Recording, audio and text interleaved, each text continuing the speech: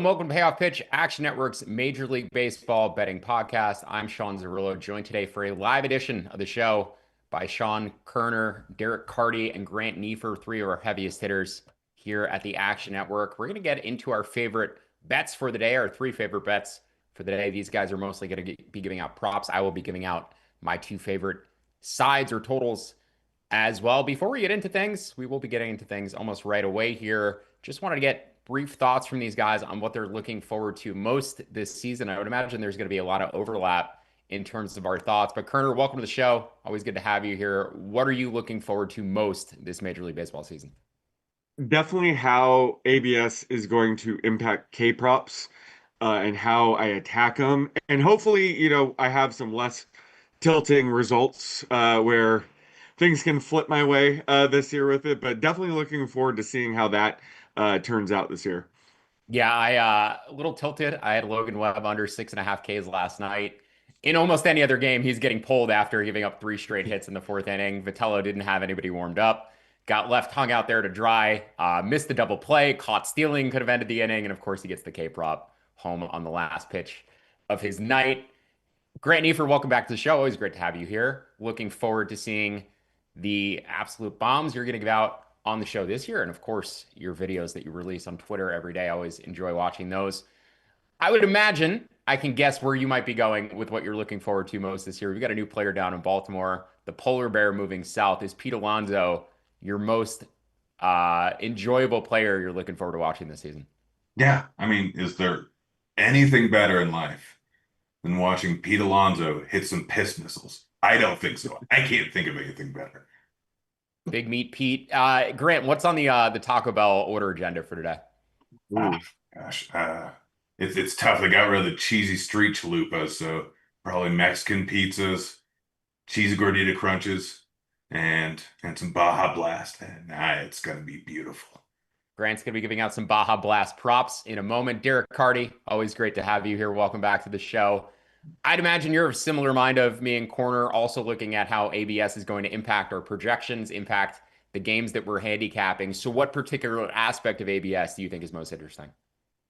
I think the aspect in relation to umpires is interesting, Hmm. and almost for a different reason than you'd expect. Like, I've seen people come out and say, like, even at like pretty big notable outlets, like recently, like umpires are not going to be a thing this year. They're not going to matter. We don't have to consider them in our handicaps. And that I don't think could be further from the truth, because even though we have this ABS challenge system, we're still going to have plenty of calls that aren't challenged, and umpires are going to matter. I mean, we saw it last night. Aaron Judge had two pretty egregious calls that weren't challenged.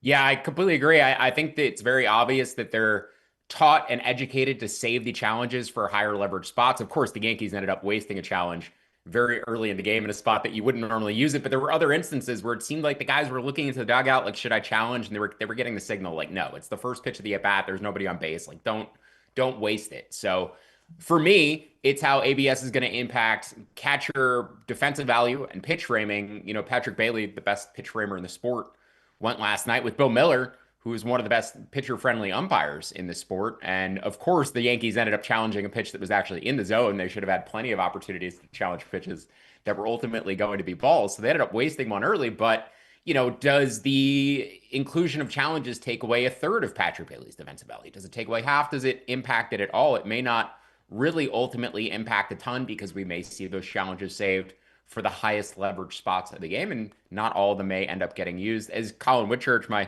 co-host on Payoff Pitch, pointed out yesterday, Bailey also one of the best pitch challenging hitters as well. I don't think anybody challenged more successfully in spring training or at a higher rate in spring training. Some guys just know the strike zone really well, and you will see them have a little bit more success, certainly in the ABS era. With that, we are going to get into our 60 grade bets. We're going to talk about bets on the 20 to 80 scouting scale, but keeping them 60 grade or above on opening day, all-star caliber bets and above. And we're going to turn back to Derek Carty for his first prop. There's a number of pitcher under props that I like today. I'm probably, if that's the one DeGen thing I do today, it is going to be to just shotgun the board with Sean Koerner's strikeout prop unders. We'll get to those in a second. But Derek is going with a hits prop under for Cade Cavalli in a game where the total has plummeted from 9 all the way down to 7 in Chicago. Cubs against Nationals. Derek, what are you seeing? Yeah, Cade Cavalli under 4.5 hits, plus 120 at Fanatics, I think is the best price on the board right now. But anywhere you can get it at even close to even money, I have this projected as a 64% chance to go under. So even minus 110, minus 115, minus 120, you're still probably getting good value here. Like you said, the total has plummeted, and that looks like it has to do with weather. We know in Wrigley that wind matters a lot, and it looks like we have 20 plus mile per hour winds blowing in from left field. It's also one of the coldest games of the day at 52 degrees. And then we have the opening day kind of I don't want to say narrative because it's proven with data, but guys don't go as deep on opening day. Cavalli only built up to 71 pitches in spring training. I'd be surprised if he goes much over 80 today. And he's facing a Cubs offense that is, I don't know, maybe a little overrated. Like Kyle Tucker's gone, Seiya Suzuki starting the year on the IL. Like I think this is probably a good offense, but not a great one. Yeah, I think I'd agree with that assessment, certainly. And, we discussed this on the Payoff Pitch podcast yesterday. This total opened at 9. There were some books that put out 8.5s. Thought the under might be the side given the weather forecast. Colin Whitchurch, I said I was going to send Colin Whitchurch out to the bleachers at Wrigley today to get some wind measurements. He's not on the show today, but I did not make him go to Wrigley Field. He did text me, though. The weather here is all caps insane. It's like we're in some sort of vortex. It was 50 degrees when I woke up. It's going to be in the 70s at noon, close to first pitch, and then drop down into the 50s by 2 or 3 p.m. There's going to be rain and hell wind. So a storm is expected to come in and then flip the wind direction. Right now, I think if they played the game at 11 a.m., the wind would actually be blowing out. But by the time that storm ends up coming through, it's going to flip the wind direction from out to in at Wrigley today. It's why you always have to monitor the wind at Wrigley on a daily basis, but also why we don't get totals typically 2 days before the game for a game at Wrigley Field. Otherwise, the books would not consistently, but there would be instances like this where they are missing the number by 2 full runs. Sean Koerner, going to get your thoughts on one of your favorite strikeout props today. I guess it would be your third favorite strikeout prop if you're getting to 2 more after. You're looking at the other team in Chicago, the White Sox, and their starter, Shane Smith. Yeah, I'm going with Shane Smith under 4.5 Ks. You can get at plus 102 right now. Facing the Brewers. This is one I'm not showing, a ton of value, but I think it makes sense for opening day because he's a pitcher I think, has a ton of upside. But he had a pretty rough spring. I don't want to like overlook spring either. So, I was watching his starts and he was trying to figure out if he wants to become a sinker ball pitcher or stick with that four seamer. So he was kind of alternating between the two, but his command wasn't there. So he had a 16% walk rate. Still trying to figure it out heading into the season, which isn't a good sign. Plus, this is a Brewers lineup that is, totally fine taking pitches. So I think they're going to work the count here. I'm expecting him to have, a fairly short leash, maybe 80, 85 pitch count today. So, facing a more patient lineup, I'm only expecting to get through the lineup 2 full times.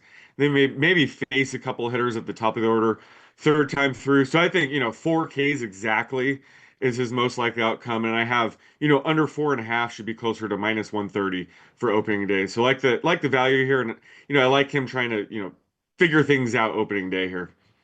Should be a better White Sox bullpen than we saw last season. Maybe they'll be a little bit more aggressive deploying it in a close game with everybody fresh. Grant, you're going with your first home run pick here, and it's not a surprise to see the player you selected. Yeah, no, it's Big Meat Pete. I got him at plus 340. Lines drop. There's still a plus 310 out there. I still like it. That probably hit to about plus 280, plus 290. The spot's actually decent. I know Joe Ryan was much better versus righties last year. Gave up slightly below average home run per nine on the season at 1.05, I think it was. But historically, he's been a bit worse versus righty power. Fly ball rate is through the roof there for him to both sides of the plate. Does strike out righties more than lefties, but still an overall above average matchup according to my projections. Weather over in Baltimore, temps are fine, but the wind is blowing out at 11, 12 miles an hour straight out to center, so that should give a boost. That ballpark is a little bit more wind receptive than a lot of other ones in this league. Alonso, looking at last year's number, only 38 home runs, but highest barrel rate of his career sitting at 18.9%. I think a change of venue is going to be helpful for him. I think he was due for a little bit more bombs last year with only having 38 considering the barrel rate and all the underlying metrics. So I'm going to be heavy on him this year, as everyone would suspect. And the spot here is actually a good one. So getting him right around what should be about his normal odds of plus 300, considering he's going to be a 40, 43 home run hitter this season. I think that there's some good value on this. If you can get it plus 280 or above, I would hit it. Park factor in Baltimore had gone back down closer to neutral a couple years ago when they moved the wall back out, went back up closer to about 5 or 6% boost last year when they moved the walls back in. And certainly that plays into his power with the walls coming in from left field, especially over the summer as the temperatures heat up. You should really see Pete start mashing dingers. The one prop angle that I like today that I came up with on my own instead of working off the backs of these guys here and their projections, because as I said, I'm about to fire, I think 15 strikeout props or something like that in the Action Network app, about what 0.1 each, but all the strikeout prop unders that we project and edge on today, including some of the ones that Koerner is going to give out on the show. The one prop angle that I like is Yoshinobu Yamamoto under 16 and a half outs at minus 115. We do show a correlated edge on his strikeout prop under two. I just think the under 16 and a half outs is maybe the slightly better bet. Just 68 pitches in his final spring start.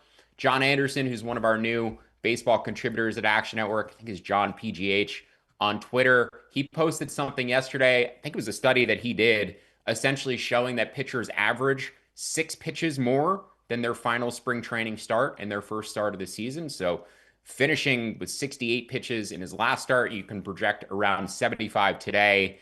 The Diamondbacks last year, right around the league average for pitches per plate appearance. If you assume he's going to get 15 outs, that takes him right to about 60 pitches.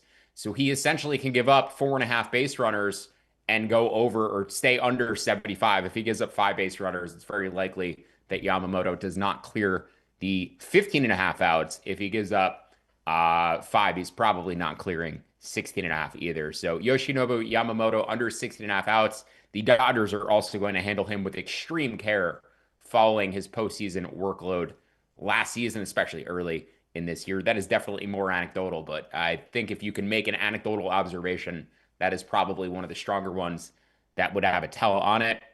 Before we get into our 70 grade bets, we're in here for the long haul for the MLB season. And if you want any of our bets, as long as we log them in the Action Network app, you'll need to be a subscriber to Action Pro. You get real-time alerts when we log picks.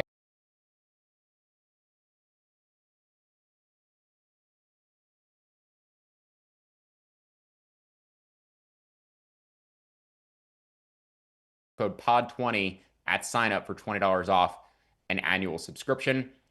Let's get back into our bets. In the 70 grade bets, our second favorite bet of the opening day slate, going back to Derek Carty. I believe you might have swapped out your potential pick here, Carty, after seeing the lineup. So what do you have there now? Yeah, the guy I originally had is not in the lineup, but a guy that wasn't expected to be in the lineup is in the lineup. So I'm going with Jake Bauers under half a hit, plus 116 at DraftKings, I think are the best odds on the board right now. The BATX is projecting half a hit exactly, which when you consider the distributions and the mean median conversion is about a 61% chance of going under that we're getting at plus money. So this one projects really well. Bauers has power, but he's not a batting average guy. The BATX projects him for just a 206 batting average on the whole season this year. And there's a good amount of pinch hit risk here. Bauers is a guy that, they tend to use in specific spots. And then when bullpen comes in, we see him get lifted a lot. Projecting a 34% pinch hit risk for him here. There's 3 lefties in the bullpen. And facing a pitcher that is only stretched out to 73 pitches in spring training. So again, kind of like I said with Cavalli, we're probably looking at like 80, 85 pitches for him here, and then he's done. And then Bauers at the back of the lineup, I mean, theoretically could get two plate appearances here and be done, maybe 3. That's definitely what we're hoping for. Yeah, Brewers heavily platoon their lineup. He's one of just 2 lefties that is expected to be, or 4 lefties, I should say, that is expected to be in there today. But their platoon guys are probably Bauers and Garrett Mitchell. They'll go to Brandon Lockridge, Gary Sanchez available off the bench, Blake Perkins. So a lot of options for the Brewers in terms of their flexibility. I believe Churio was just put on the injured list as well. So they will need to maximize their offensive output, hopefully for my sake, having the under in that game. They do not today, and Bauers is not going to hit because those results will be correlated. Koerner, turning to you for your second pick. You're stealing Grant's thunder a little bit here because you're going with a home run prop as your 70 grade bet. Who did you find as value today? Yeah, I can't let Grant have all the fun, so I will also be ordering Taco Bell today as well. And I have a dong prop, Colson Montgomery, to hit a home run. Love these odds that you can get at plus 475 right now. I'm projecting this closer to plus 330. By far the biggest value I'm seeing with my projections. But I think it's a sneaky spot for Montgomery here against a pitcher like Jacob Mizorowski, who is very boom bust against left-handed batters specifically. He has a strikeout rate that's 14% higher against lefties, but also allowing a home run per nine, over a full home run more per nine against lefties. So he's a fly ball pitcher who throws his fastball, around 55% of the time. This is a perfect setup for Montgomery. And like I said, I'm projecting this closer to plus 330. So love the odds we're getting at plus 475 here. Grant, you've got a second home run pick that you're liking from today. Who else is on your card? Yeah, going with the same game, just the opposite side. Ryan Jeffers to hit a home run. And he's last season did not hit a ton of bombs, just sitting at 9. But season before that, 23 home runs or 21 home runs. And the spot here is a very good one. And I got absolutely crushed last season chasing the Trevor Rogers regression and never really came about. It's got it this year. I mean, just looking at the numbers last year, I don't think any pitcher was due for more home run regression than Rogers in the entire league. He gave up zero point 0.6 home runs per nine to righties during the season. Only had a 23% K rate, fly ball rate well above average, sitting at 40% to righties. Hard contact rate sitting at 37.5% to righties on the season. So due for a ton of regression. ERA to compare to FIP compared to XFIP was just astronomically different last season over a pretty big sample size. This cannot continue. He grades out as an above average matchup for righty power. Jeffers has some decent pop. Again, the wind is blowing out at 11, 12 miles an hour, and the temps are decent over there. So I have some pretty solid value on him. I honestly have him closer to like plus 600 because it really is a plus matchup in a plus weather game. So there's no way it should be this high. Everyone's just assuming that that regression is never going to come. It's going to come. It's just a matter of when, not if. One of my favorite totals on the board today is the Guardians and Mariners under 6.5 at plus money. I also saw some 7 juiced at minus 120, but the 6.5 is fine to minus 110. I make this game closer to 6.1 in Seattle. Temperatures are going to be in the mid 40s by game time. You may be aware that Seattle has a retractable roof on their stadium. It does not impact the temperatures or the wind, generally speaking, and is there to deflect rain and prevent the field from being rained on. The cold and the mid 40s temperatures will be felt by players on all sides. Should knock down that run scoring environment by about 10%, which is normally already plays as one of the worst places in general for offense. The highest strikeout rate for hitters tends to strand a lot of runners in scoring position, and then also the lower home run factor as well. Logan Gilbert starting for the Mariners. I think Seattle is the best bullpen in baseball. Andres Munoz, Matt Brash, Jose Ferrer, Gabe Spire all project for a sub 3.2 FIP. Generally, bullpens have one guy, if one guy. Generally, bullpens in baseball have one guy who projects that low. The Mariners have 4, and then Edward Bizzardo, we've also seen give them some phenomenal high leverage innings as well. Bizzardo would be the second best reliever on the Guardians. So the Mariners bullpen is phenomenal. We know the Guardians have a good bullpen too. The Mariners still have 5 of the 6 best relief pitchers in the game. You can get minus 170 or better on Seattle. They would be a bet for me as well. But this was the last total that I included on my card for today's slate. Under 6.5 at plus money, down to minus 110 between the Guardians and Mariners. Want to mention we have a new offering this season from 2 of the absolute goats on player prop betting, not only in baseball, but in other sports as well. But they will be covering baseball and props this season every Tuesday at 1 p.m. Eastern. Derek Carty, Sean Koerner, really excited to check out that show. Not only do these guys move lines, they dictate where the market goes. So you want to be tuning in weekly to see what they're offering. I know I will be. Let's move on to our final bets of the slate and our favorite bets for opening day. Derek, you're going with a very controversial, very wide range of outcomes type of hitter. I think he's swung and missed a lot in spring training, but I very much believe in the power. I know Grant does as well. Munetaka Murakami, you're going with some hitter props from today. What do you like? I am, yeah. I definitely believe in the power too, but I think he's going to be like the definition of a three true outcomes guy. So I'm Mhm. going with the over 1.5 hitter strikeouts at plus 130 at DraftKings and the over half of a walk plus 190 at Fanatics. He's a guy who's going to strike out, he's going to walk, he's going to hit home runs, and that's it. If it looks like the market really isn't accounting for who he is as well as it should be just yet, being that this is his first game in the major leagues.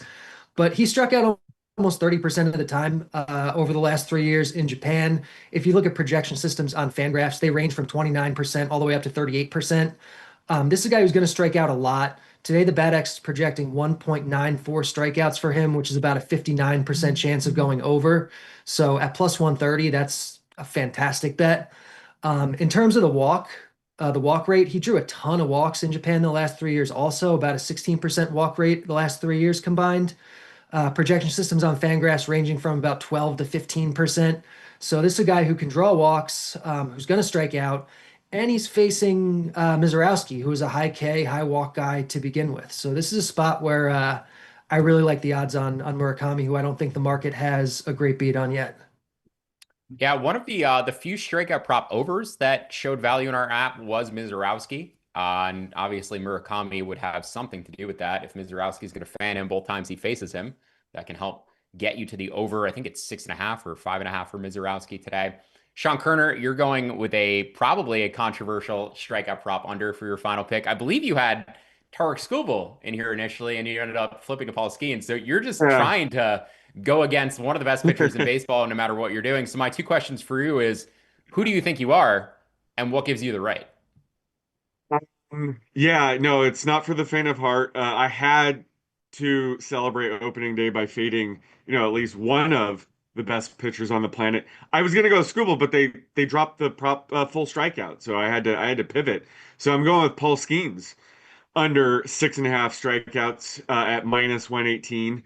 Obviously, I love Skeens. I'm projecting him, an elite 31% K rate heading into the season. But, in spring training, he was definitely struggling with command a bit. He had a 25% walk rate, only throwing in the zone 38% of the time. His start against Mexico, he was throwing in the zone just 37% of the time, but they helped him out by chasing on 42% of his pitches. So facing a Mets team that's going to be much more patient.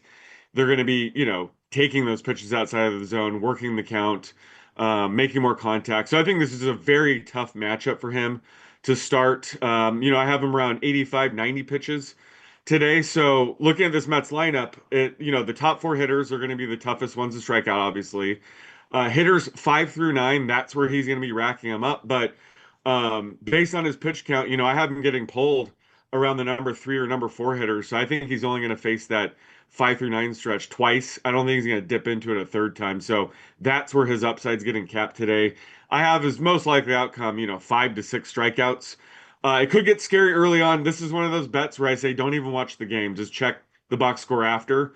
But I have him, staying under 6.5 around 61% of the time today. Yeah, I know strikeout rate is definitely higher first time through a lineup, but I feel like every strikeout prop under I bet they get within one or two of the total with the first time through the order, and then the second time Right. through, I'm like completely panicked and sweating it. So not a lot of fun watching the strikeouts last night. Grant Neiffer, though, going with my favorite prop maybe that anybody's given out in this show. I was going to find one way or another to get Kevin McGonigal mentioned here today. Not sure if he'll be playing shortstop or third base in his major league debut. Not sure if he'll be hitting first or a bit further down the lineup. Shortstop and leading off is where he spent the majority of spring, but if Baez is in there, he may end up moving off to third base. But Grant, you're giving out McGonigal to go deep at plus 650. Where do you like that prop down to? I mean, I like it all the way down to probably plus 500, plus 550. I'm Even really money. high on I don't know if I'd go that far, but this kid is good. I mean, just looking at his minor league numbers last year, 19 home runs in 88 games is impressive. What's most impressive is his eye. Like his power is phenomenal. His eye is incredible. 11.6% K rate, 14.9% walk rate. You don't see that with like almost anyone. It honestly reminds me a little bit of Juan Soto. Strikes out less, walks less, but just an incredible eye. And the spot here is actually a pretty good one. Pivetta did not have a ton of home runs given up to lefties last year or the year before, but historically he's been giving up a decent amount of power to left-handed bats. And looking at the underlying metrics, 49% fly ball rate, 27.4% hard contact rate. Hard contact rate isn't great, but the home run to fly ball rate at 6.1% is well below average. He's due for some negative regression this season. Should be an above average matchup for lefty power. So this spot here, I mean, I hope McGonagall is up near the top of the lineup. Who knows if he will be? But even if he's down in the 6, 7 hole, I'm still fine with him at these odds. He is going to be good this season. I know historically rookies can have a tough time getting started in the majors, but when you have an eye this good and this much power, I don't see that being a problem at all. I think he's going to hit the ground running and absolutely crush it early on in the season. Could see something like what we saw with Colson Montgomery last year when he came into the league. I'm very high on him. Again, yeah, would hit this down to plus 500, plus 550. It's just a massive EV bet, in my opinion. I think the floor on McGonagall is so insanely high, given the swing decisions, the profile that he has. Also, just 5'9". I think the power is extremely underrated as well. I saw somebody tweet the other day that they think scouts are afraid to put a 70 grade, 65 grade power rating on McGonagall's profile because of his height. And I kind of agree with that. Once you see this guy in game, the power play is much bigger than the stature, very Dustin Pedroia like, where Pedroia was able to get 20 plus home runs in a season from his smaller frame. McGonagall is even bigger than Pedroia is, but I think the power relative to the size is basically the same. This is the guy who should eventually cross the 30 home run mark, not necessarily in his rookie year, but I think at peak could probably get closer to 35 home runs at shortstop. Did want to back up briefly and just comment on Sean Koerner's K prop against the Mets. The Mets completely changed the construct of their lineup this offseason. They got rid of a bunch of high strikeout hitters. They got in guys like Bo Bichette, who should put the ball in play much more frequently. So, yeah, I like the Mets to strike out way less this season. I think they should be a much more disciplined team. They've been built in the eyes of David Stearns very similarly to how his Brewers teams were built. They're going to be a lot more contact oriented, a lot more barrel dexterity on that Mets team. And also, Skeens made an effort last season, a very intentional effort, to throw more sinkers and generate more balls in play to try to be more efficient and get deeper into games. So when you see the strikeout total decrease year over year, there was actually some intentionality there. He was trying to be more efficient, trying to pitch deeper in his start. So I like both of those props. I love the Murakami strikeout walk approach on Derek's card as well. Really happy to have these guys join us today. My favorite and final bet on this show, the Brewers and White Sox under 8. It was the first bet that I gave out, first under that I gave out this season. It did open at 8.5. I make it 7.3. So you can bet the under 7.5 down at even money or better. Mizorowski, while we did talk about the fact that he can be wild, could potentially give up bombs, he doesn't give up sustained hard contact. He doesn't give up rallies of hard contact. He may give up a few walks and then one base hit, but it's not, you're not generally going to find that teams are able to string base hits together against him, especially considering the quality of Milwaukee's defense. And they also have a great bullpen behind him if he does get in trouble. But as I alluded to it earlier, I think this White Sox bullpen should be much better than it was last season. 29th in expected FIP, 27th in strikeout minus walk rate. They added Sir Anthony Dominguez, added a couple arms in a trade with the Red Sox, drafted a Rule 5 guy from the Red Sox as well. And the guys that they kept are all arms that I'm relatively high on, including Grant Taylor. So the under between the White Sox and the Brewers, my favorite bet for opening day. We're going to finish things up with a parlay here, but first, I just want to let these guys make sure where you can find them and their stuff throughout the season. I did mention that Koerner and Carty are going to have a prop show every Tuesday that you should certainly check out. Koerner, what times are you generally posting your bets into the app? And I know you said it last year around 9 a.m. Eastern, but I do want to double check. What time do you feel confident that the pitcher prop projections, all the prop projections that we have in our Pro Tools are fully updated for that day? Definitely not 9 a.m. Eastern. That's 6 a.m. my time. I'm still asleep. Um, I usually I today's different, but I usually like to wait until lineups are out before I lock in props. Sometimes I can get a curveball. So I think it depends on if I'm expecting the lineup to matter or not. But yeah, usually in the morning I start ripping props that I'm confident where I don't need the lineup. Otherwise, I kind of wait for the lamps to come out.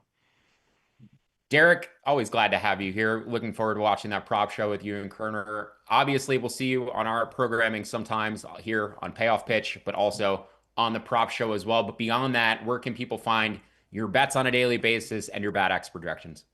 Yeah, you can find my bets aside from the two shows on the Action app. I'll be posting bets this year. At Scores and Odds, I'll be posting bets this year. And you can find my projections, the Bad X, at Roto Grinders and at EV Analytics. You can see a projection for basically every single player, every single market, every single day, and find the best values. And that's where I'm generating my picks from. So, you can find your own that way with way more than you're going to find with me on the apps. But the ones on the apps are going to be good.